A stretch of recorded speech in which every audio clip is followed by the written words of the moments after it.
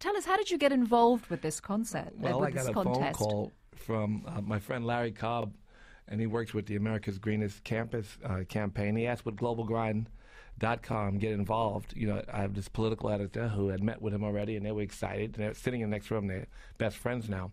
He's a political editor, Michael Skolnick, in the back there for globalgrind.com. And so we collaborated too. And then they just got me somehow. I mean, I've been working on these issues, and so the Obama girl and this team got me to be one of their spokespeople. It's such an amazing thing, and I'm very blessed to have been chosen to be one of their support systems because, young people, and also specifically hip hop, the many young people, of course, are amongst the most aware, but they also are the biggest consumers. They have the biggest carbon footprints.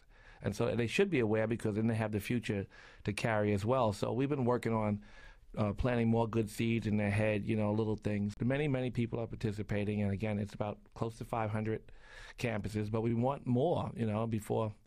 So that's what we're doing. We're trying to stay on our grind, trying to push the idea and get hip hop because they got the biggest brand building voices. I mean, they decide it's cool to pay attention, And so I use every angle I can think of. I talk a lot this month, all month. We've been talking about, in my the yoga community at the Jivamukti Center, we talk about Stiram Sukham Asanam, and that's, the 33rd Sutra, and it's steady, joyful pose, right? And from that grows, everything comes from that kind of relationship and the idea of being connected. As a yogi, and as a Christian or a Jew or Muslim, we all talk about being connected.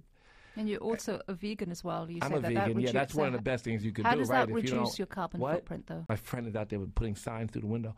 Being a vegan is, it's like the greatest cause of global warming probably, over anything is like the 9 billion suffering farm animals that are birthed into suffering and then they put them in your body, make you sick, and then it's just a mess, So we ask kids maybe eat one less hamburger.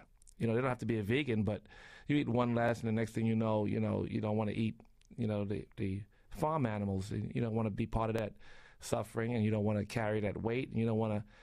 All the forms of transportation put together are less weight on you and on the environment than the animals. And that's a horrible thing that no one mentions. As UN report, I didn't make that up. All the forms of transportation put together do not equal what the harm you cause by eating animals. Is that another way to say it? I got to frame it differently, but that's the truth. It's not something that we overlook.